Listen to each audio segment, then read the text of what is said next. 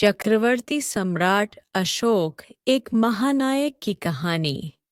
सम्राट अशोक भारतीय इतिहास के सबसे महान और प्रभावशाली शासकों में से एक, मौर्य वंश के तीसरे सम्राट थे।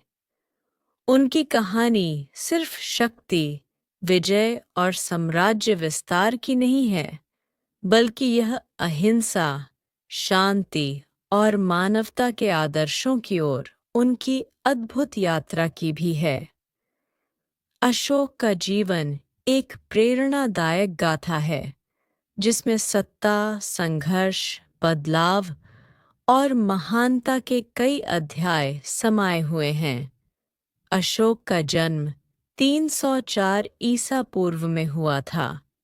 उनके पिता सम्राट बिंदुसार मौर्य वंश के दूसरे राजा थे और उनके दादा चंद्रगुप्त मौर्य, जिन्होंने मौर्य साम्राज्य की नींव रखी थी।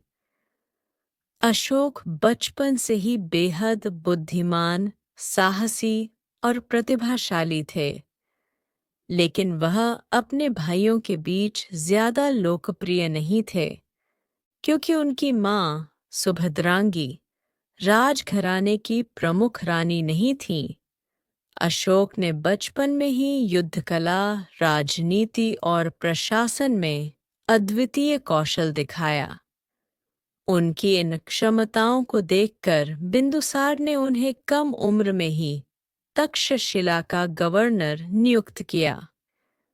तक्षशिला में विद्रोह के दौरान अशोक ने कुशलता और कठोरता से विद्रोह को कुचला, जिससे उनकी योग्यता स्पष्ट हो गई। बिंदुसार की मृत्यु के बाद मौर्य साम्राज्य में उत्तराधिकारी को लेकर संघर्ष छिड़ गया। अशोक और उनके भाइयों के बीच सत्ता की यह लड़ाई बेहद क्रूर थी। अशोक ने अपनी कूटनीति और सैन्य कौशल से अपने विरोधियों को हराया और 273 ईसा पूर्व में मौर्य साम्राज्य के सम्राट बने।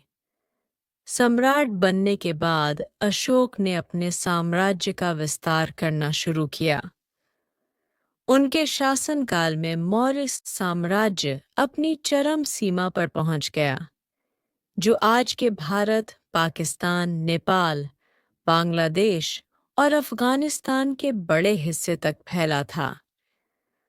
अशोक एक शक्तिशाली और महत्वाकांक्षी शासक थे, लेकिन उनकी महानता केवल उनके विजय अभियानों तक सीमित नहीं रही। अशोक के जीवन में सबसे महत्वपूर्ण घटना 261 ईसा पूर्व में हुई, जब उन्होंने कलिंग पर आक्रमण किया। कलिंग के ओडिशा राज्य का हिस्सा है, मौर्य साम्राज्य का हिस्सा नहीं था। अशोक ने कलिंग पर विजय पाने का संकल्प लिया और एक भयंकर युद्ध लड़ा।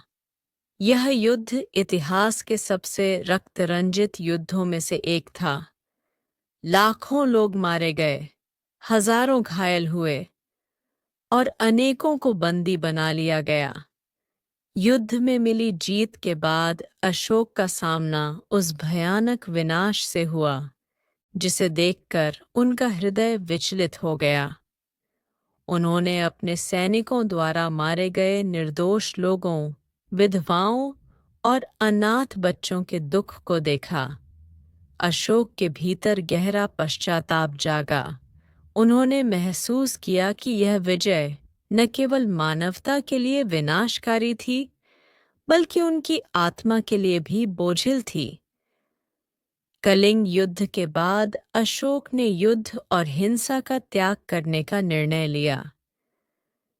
कलिंग युद्ध के बाद अशोक ने बौद्ध धर्म अपनाया। उन्होंने भगवान बुद्ध के अहिंसा और शांति के उपदेशों को आत्मसात किया।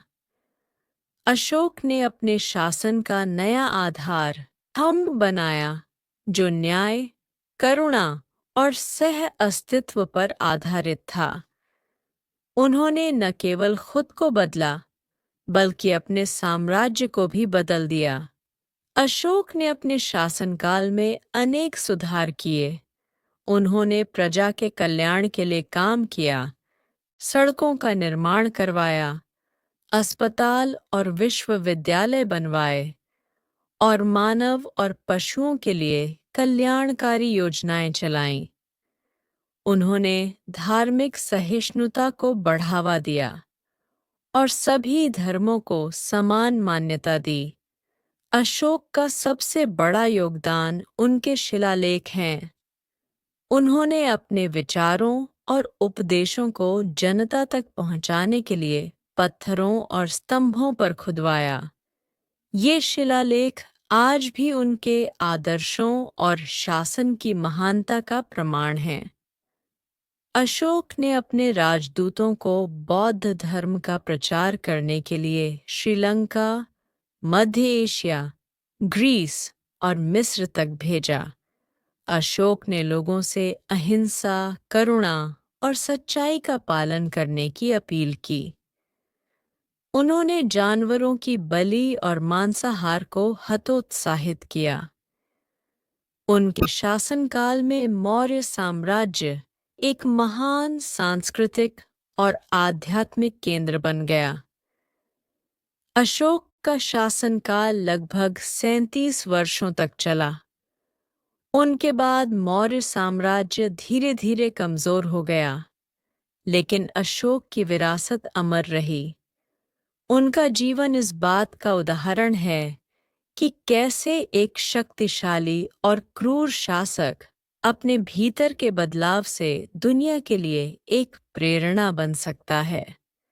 अशोक को चक्रवर्ती सम्राट कहा जाता है, जिसका अर्थ है संपूर्ण पृथ्वी का शासक। लेकिन उनकी महानता केवल उनकी सैन्य उपलब्धियों में नहीं, बल्कि उनके द्वारा स्थापित मानवीय मूल्यों में थी। सम्राट अशोक की कहानी हमें सिखाती है कि वास्तविक शक्ति केवल विजय में नहीं, बल्कि करुणा, न्याय और शांति में है। उनके जीवन से यह भी पता चलता है कि इंसान अपनी गलतियों से सीखकर खुद को बदल सकता है और दूसरों के लिए प्रेरणा बन सकता है। सम्राट अशोक का जीवन केवल भारतीय इतिहास का नहीं, बल्कि पूरी मानवता का एक अमूल्य अध्याय है। उनकी गाथा हमें याद दिलाती है कि सच्चा नायक जो न केवल अपनी गलतियों को स्वीकार करे, बल्कि उनसे कुछ सीखकर दूसरों के जीवन को भी बेहतर बनाए। इस प्रकार सम्राट अशोक भारतीय संस्कृति और इतिहास में हमेशा एक आदर्श शासक और मानवता के प्रतीक के रूप में अमर रहेंगे।